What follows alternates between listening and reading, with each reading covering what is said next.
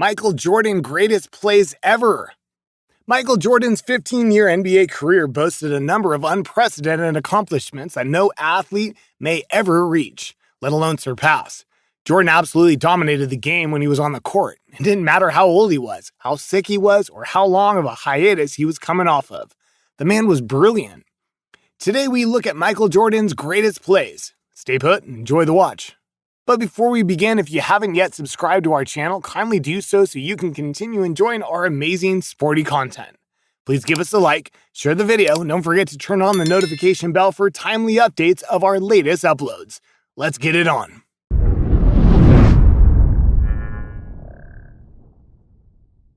Number 12, the night Kobe proved himself to MJ. On December 17, 1997, Los Angeles Lakers took on Chicago Bulls. If we weren't aware of the friendship between Michael Jordan and the late Kobe Bryant, it was clear to the world when Jordan spoke about his friendship with his little brother at Kobe's memorial service in February 2020. Kobe got his first extended playing time against his big brother early on in Jordan's final season with the Bulls. Bryant came off the bench and played 29 minutes, scoring 33 points on 60% shooting and earning some advice from his longtime hero in the middle of the game.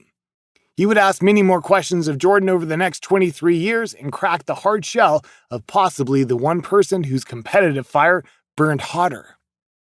Number 11, 40 for the first time. Against San Antonio Spurs on November 3, 1984, Jordan reached a new high in his foreseeable career.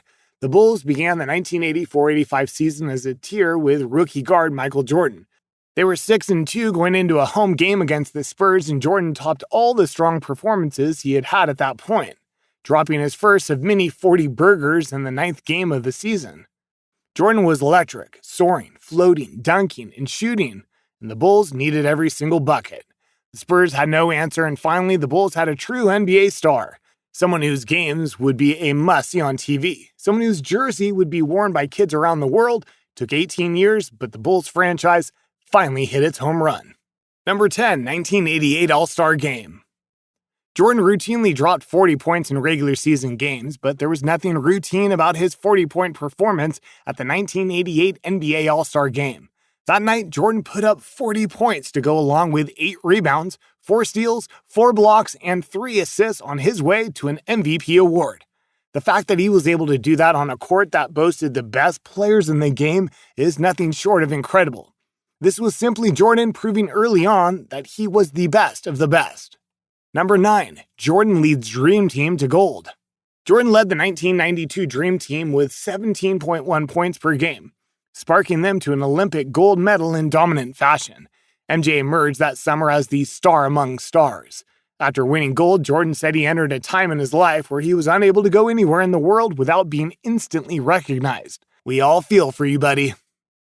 Number 8, 1988 Slam Dunk Contest. Jordan defended his slam dunk title against Dominique Wilkins in 1988, and the madness that ensued during this competition has never been matched since. Jordan and Wilkins threw down prolific dunk after dunk, grabbing numerous perfect scores to the delight of the crazed crowd. In the end, though, as we became used to for the duration of his career, Jordan prevailed, leaving us with this free throw line dunk to cherish. Number 7, Father's Day.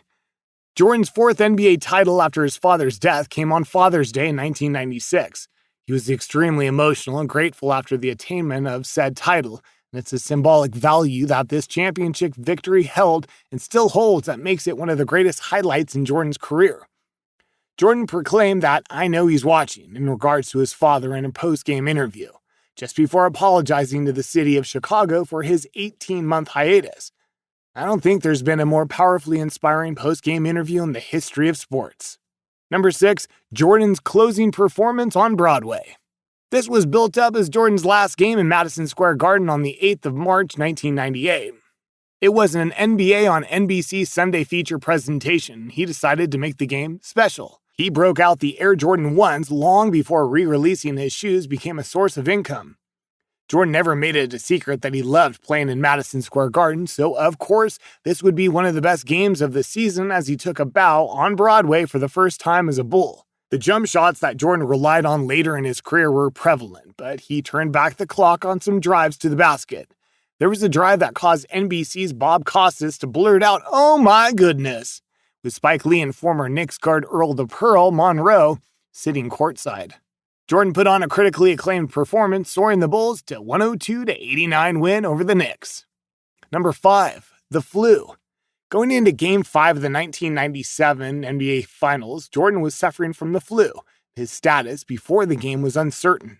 Against the advice of trainers, Jordan persevered through his symptoms and took the court. He went on to score 38 points, grab 7 rebounds, dish out 5 assists, swipe 3 steals, and block 1 shot.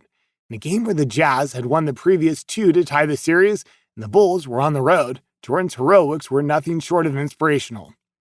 There were times when it looked like he could barely stand on the court, yet the alien Jordan and his Chicago team prevailed, not only in Game 5, but in Game 6 too, taking home another title. Number 4, dunk on Patrick Ewing. After being boxed into a corner by John Starks and Charles Oakley, Jordan did the only logical thing left he could do, dribble his way out of it and dunk over the 7-foot Patrick Ewing. Only Jordan could have pulled off a move like this. He burnt 2 of the game's biggest defenders in Ewing and Oakley and lived to tell the tale. Going up against Ewing like that is the quintessential example of just how fearless Jordan was. Number 3, a new champion. June 12, 1991 wasn't Jordan's best scoring night, but this might have been the best way for him to clinch his first NBA championship.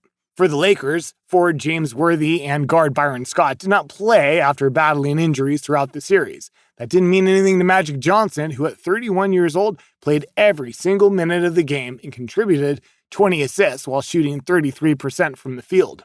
Jordan also played all 48 minutes along with Scottie Pippen and showed that the Jordanaires were no more.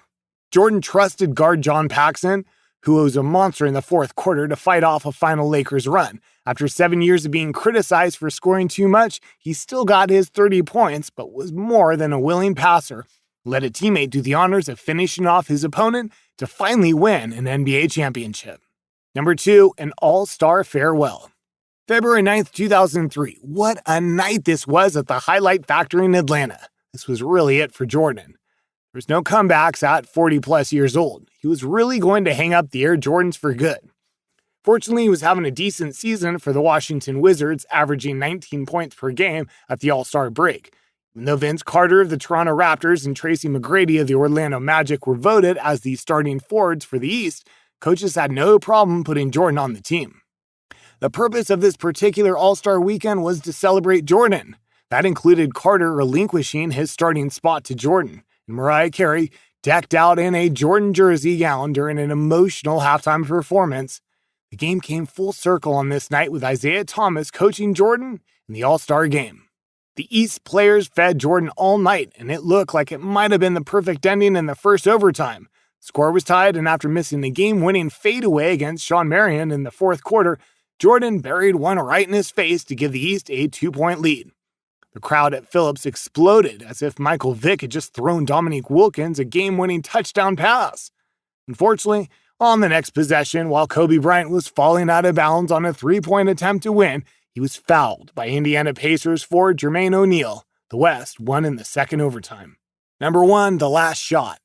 This was Jordan's last shot ever as a member of the Chicago Bulls and the most unforgettable one of his career at that. Jordan's ankle-breaking heroics in the closing seconds of the 1998 NBA Finals secured his 6th NBA championship ring, furthered his reputation as the best ever to grace the court, and went down as one of the greatest moments in NBA history. Only Jordan could accomplish so much in just one shot. Did you enjoy our video? Well, if you did, be sure to subscribe to our channel for more of such amazing content. Please give us a like, share the video, and don't forget to turn on the notification bell for timely updates of our latest uploads. We value your feedback. Feel free to share your thoughts with us in the comments section below.